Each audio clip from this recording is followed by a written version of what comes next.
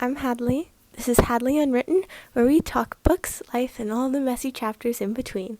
Today, we're going to be talking about all the books that have made me cry.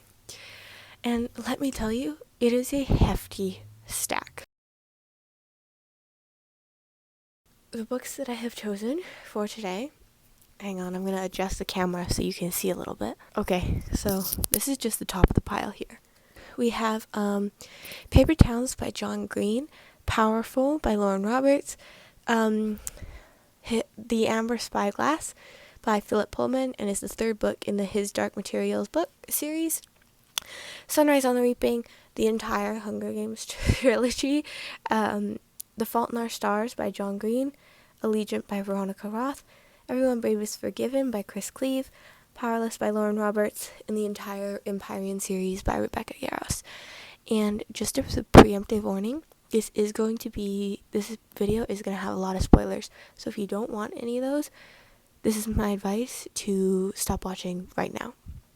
Must you be so annoying all the time? Stop. It's really hot in here. Let's start off the top with Paper Towns by John Green. This book is about how a girl goes missing, and then this boy who has a crush on her goes to find her. And at the end, it's like she says that she could have loved him if she didn't have to leave that town, if she didn't feel so oppressed that she had to run away. And she's never coming back, but he wants to stay there because he likes it. And so it's just so sad because like they could have had like a romance, they could have had love, but they can't because they're on different paths and stuff. And the worst part is they promise to try and stay in touch at the end. So that's why that made me cry. It's a really good book, though. Really funny. I do recommend it. I think I gave it like 4.5 stars. Next is Powerful by Lauren Roberts. And I think we all know why.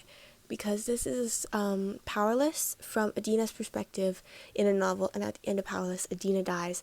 But she gives Adina her own romance in this book. And that is so sad.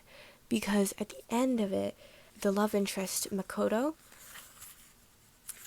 they promised to see each other in the stars if they died or whatever. And so he realizes she became the sun because she was so bright and warm, and it's just so sad. And they're just like, see you in the sky. And then there was a quote that said, her sewing fingers, they broke her sewing fingers. And that was really, really sad. Next, we have The Amber Spyglass by Philip Pullman. And this is a part of the His Dark Materials series, which is The Golden Compass, The Subtle Knife, and then obviously The Amber Spyglass. And I remember reading these because I remember crying in the last book, but I do not remember what they were about at all. I do remember the reason that this book made me cry. Also, like, look how gorgeous the cover is, by the way.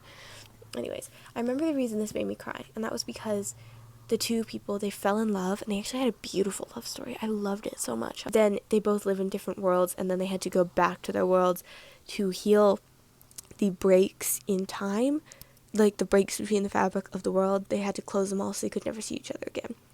And that was so sad because they had a beautiful love story and then it was just torn to pieces. The next one we have is Sunrise on the Reaping and the entire Hunger Games trilogy, but I don't have that with me right now because I gave it to a friend. I don't think I need an explanation. Do you need to give an explanation for this one? I mean, in this one, you have Mace Lee, Wyatt, Lulu, Luella, Lenore Dove. Do I need to go on? And then in the Hunger Games, you've got Rue, Finnick, Prim, not Gale for some reason. It's just very, very sad. The whole Hunger Games series, Suzanne Collins just likes to hurt all of her readers' hearts. Anyways, but seriously, like, how many people did she kill? She killed so many good characters. I mean, Prim, I loved Prim. I remember loving Prim because I loved how Katniss volunteered for her sister, right? Because I have a little sister as well. And I love my little sister. I gotta stop gesturing with my microphone hand. And I love my little sister. She's the most precious thing to me in the world. And so, like, to kill off the little sister and then have it be Gale's strategy, like his bomb that he designed, was just heart-wrenching. And then you end up hating Gale by the end of it, but whatever. And then The Fault in Our Stars by John Green. The Fault in Our Stars is a book about a girl who has lung cancer, and she meets a guy who recovered from sickness, right? And so you spend the whole book thinking that she's going to be the one to die and leave him. And she has a favorite book in this book. The main character has a favorite book in The Fault in Our Stars. And so they keep quoting it, and like apparently at the end of her favorite book, it just cuts off because the main character just straight up dies. And I thought it was going to end like that the whole time. I thought it was just going to cut off in the middle of a sentence and be exactly like her favorite book, because I thought that the girl with the lung cancer, the main character, Hazel Grace, was going to die. No. Right after she gets together with the love interest gets his cancer back and he dies. And it was so sad. And that's why I cried in that one.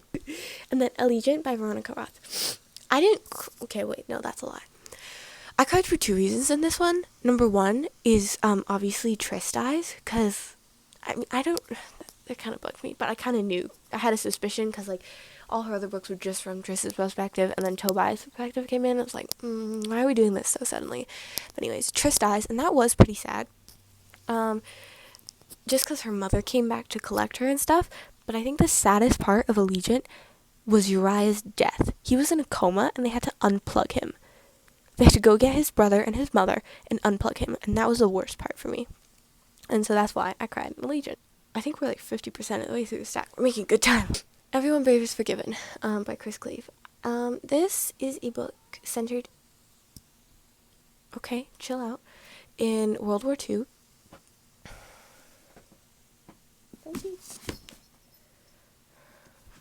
I knocked over my pile of books, wrapping the cap. The book centers in World War II, and it's not that it's necessarily sad, it's just dark and heavy, and it focuses a lot on trauma. I will bap you again.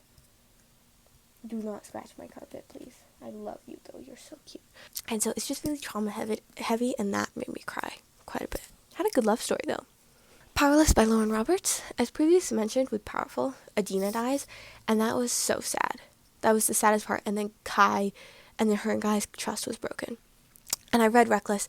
That wasn't too sad, and I'm reading Fearless right now. Stay tuned for a Fearless reading vlog, and go check out the Reckless review and Powerless reading vlog if you haven't already. Fourth Wing by Rebecca Yarros. These are the last 3 books. Can you guess what they are? Fourth Wing by Rebecca Yarros. I cried for 2 reasons at the end of this one. Because of Liam's death. I loved Liam. He was so sweet. Oh, so sad. Anyways, and then also her trust between Xaden was broken, and I loved their relationship as a couple. Iron Flame. Can you guess what the last book is now? Anyways, Iron Flame. Sorry, I'm a little sick. That's so true.